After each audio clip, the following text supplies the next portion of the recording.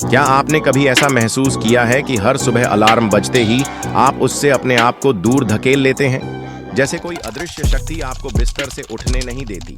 जैसे ही उठने का इरादा करते हैं, शरीर हिलने से मना कर देता है।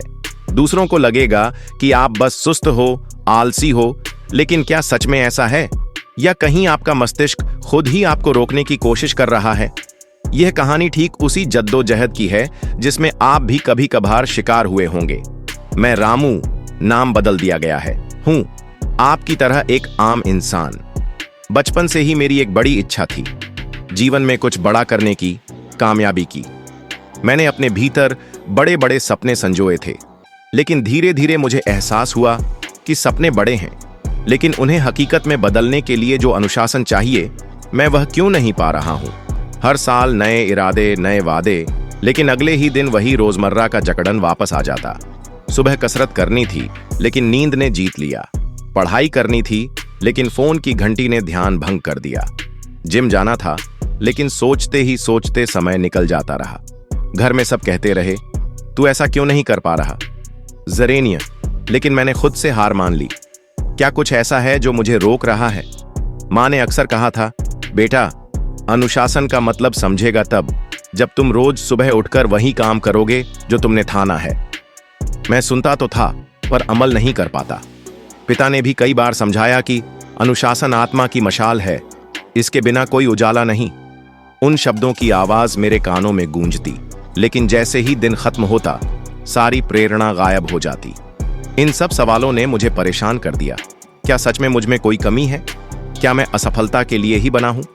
क्या कोई जादुई फार्मूला है जिससे यह जंग जीती जा सके? यह उलझन लेकर मैं एक खोज पर निकल पड़ा। आखिर अनुशासन इतना मुश्किल क्यों है?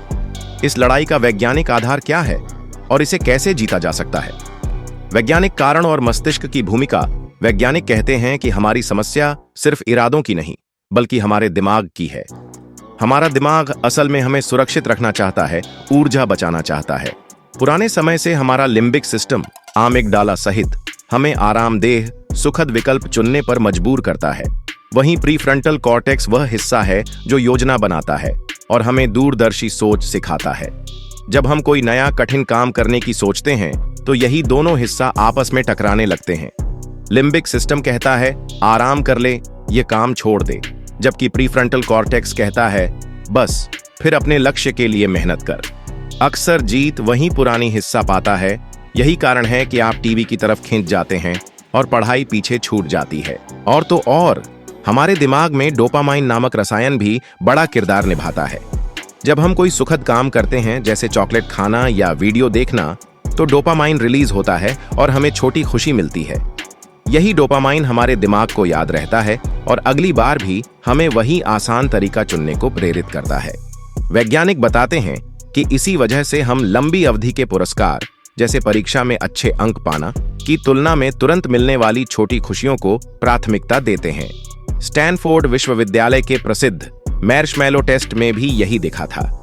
बच्चों को कहा गया कि अभी एक मार्शमैलो खा लो या 15 मिनट इंतजार करके 2 मिलेंगे।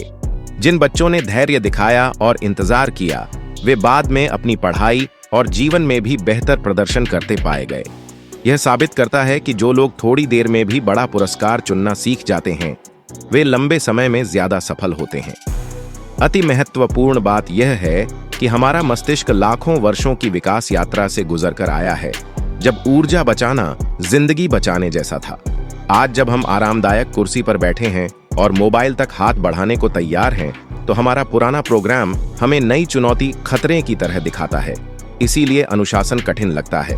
विज्ञान हमें यह भी बताता है कि इस लड़ाई को जीतने के लिए हमें खुद को फिर से सिखाना होगा, जैसे काम को छोटे छोटे हिस्सों में बांटना, नियमित ब्रेक लेना और अपने आसपास का माहौल ऐसा बनाना कि पढ़ाई और मेहनत आसान हो जाए। मनोवैज्ञानिक चुनौतियां। अनुशासन की लड़ाई सिर्फ मस्तिष्क की ही नहीं, हमारी भावना और सोच की भी लड़ाई है। कई बार डर, चिंता और आत्मसंदेह हमारे सबसे बड़े शत्रु बन जाते हैं। जब भी हम कोई नया काम शुरू करने की सोचते हैं, तो मन की एक आवाज कहने लगती है, क्यों करना है, तुम्हारे जैसा नहीं कोई बन सकता। अधूरी परियोजनाओं की आदतें और दूसरों की राय, इन सब का बोझ भी हमारे कंधों पर रहता है। हम कई बार खुद को छोटा समझने लगते हैं, अपने आत्मसम्मान को अनजाने में ही कम कर लेते हैं। इससे हम मुश्किल से मुश्किल चुनौती पर पहला कदम रखने से बच जाते हैं। इस भरोसे की कमी में अक्सर परफेक्शनिज्म भी शामिल हो जाता है। हम सोचते हैं कि अगर काम एकदम सही नहीं हुआ तो कोई फायदा नहीं। इसके चलते हम शुरुआत करने से कतराने लगते हैं। मैंने खुद कई बार सोचा, अगर पहली बार में परफेक्ट नहीं करूंगा तो सब कुछ बेकार हो जाएगा। ऐसे विचारों ने कई बार उन रास्तों को बंद कर दिया जिन्हें मैं जाना चाहता था। मेरे परिवार और दोस्तों की अपेक्षाएं भी कभी कभार भारी हो जाती थीं। मैं सोचता था, क्या मैं उनकी उम्मीदों पर खरा उतर पाऊंगा? उनकी भावनाओं और सामाजिक प्रतिस्पर्धा का बोझ मिलकर आत्मविश्वास को कमजोर कर देता था।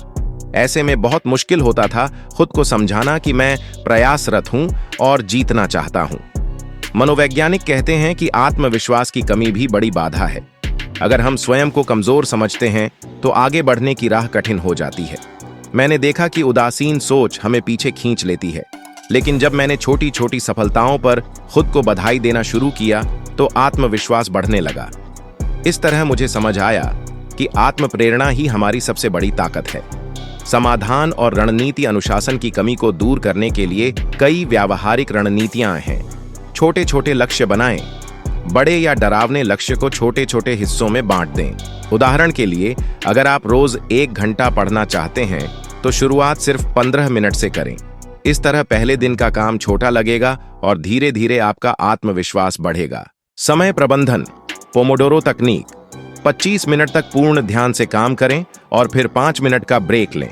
इससे दिमाग पर दबाव नहीं पड़ेगा और समय सीमा के चक्र से आदत बन जाएगी। मैंने खुद इस तकनीक का इस्तेमाल किया और पाया कि मेरी पढ़ने की लय बनी रही। पर्यावरण को व्यवस्थित करें। अपने आसपास के वातावरण को ऐसा बनाएं कि काम शुरू करना सहज हो जाए। उदाहरण के लिए, मोबाइल फोन को दूसरे कमरे में रख दें, सोशल मीडिया ऐप्स बंद कर दें और अध्ययन के लिए एक शांत जगह तैयार रखें। मेरा अनुभव रहा है कि जब फोन से दूरी रखता हूं तो मैं ध्यान लगाकर काम कर पाता हूं। स्वयं को पुरस्कृत करें। छोटी छोटी सफलताओं पर खुद को इनाम दें, जैसे 3 दिन तक अनुशासन बनाए रखना या कोई प्रोजेक्ट समय से पूरा करना।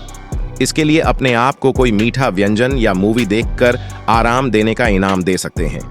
इससे दिमाग में सकारात्मक सर्किट बनता है और अगली बार प्रेरणा मिलती है। स्वस्थ जीवन शैली अपनाएं। पर्याप्त नींद, संतुलित आहार और नियमित व्यायाम से मन में ऊर्जा बनी रहती है। शोध बताते हैं कि जो लोग अच्छी नींद लेते हैं और शारीरिक रूप से सक्रिय रहते हैं, उनमें आत्म अनुशासन आसानी से आता है। मैंने सुबह सवेरे थोड़ी दौड़ना शुरू किया, जिससे दिन भर तरोताजा महसूस करता हूं। परामर्श और समर्थन। दोस्तों या परिवार को अपनी योजनाओं के बारे में बताएं और उनसे समर्थन लें। अकाउंटेबिलिटी पार्टनर रखें। जैसे मेरे दोस्त अमन ने मुझे रोज दौड़ने के लिए प्रेरित किया। ऐसे प्रेरक वातावरण में हम सब ऊंचा उठ सकते हैं। इन उपायों को अपनाकर मैंने देखा कि धीरे धीरे मेरी कहानी बदलने लगी। मेरा अनुभव, आत्म अनुशासन की शक्ति। इन रणनीतियों को अपनाने के बाद मैंने खुद में बदलाव महसूस करना शुरू किया। शुरुआत आसान नहीं थी। पहले हफ्ते में सुबह अलार्म बजता ही बंद कर देता था, लेकिन मैंने हार नहीं मानी। मैंने खुद से कहा कि आज जरूर उठकर एक कदम आगे बढ़ूंगा। जब दूसरे दिन अलार्म बजी तो मैंने अपने शरीर को चुनौती दी। थोड़ी दौड़ लगाई, कुछ योग किया। उस दिन अजीब सी ऊर्जा मिली, जैसे दुनिया नए रंगों में रंग दी हो। मैं खुद से मुस्कुराया और सोचा, अगर आज यह हो गया तो कल और बेहतर हो सकता है। जैसे जैसे दिन बीतते गए, मैंने छोटे छोटे कदम लिए। मैंने हर दिन अपनी प्रगति लिखनी शुरू की। पहले तो सिर्फ वही काम पूरे किए जो दिन की शुरुआत में निर्धारित करता।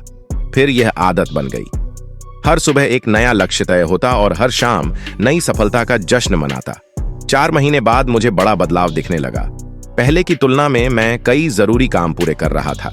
जब कंप्यूटर स्क्रीन के सामने बैठकर मैंने अपनी सूची पूरी की तो गर्व से मन भर आया। मैंने महसूस किया कि मेहनत सच में रंग लाती है।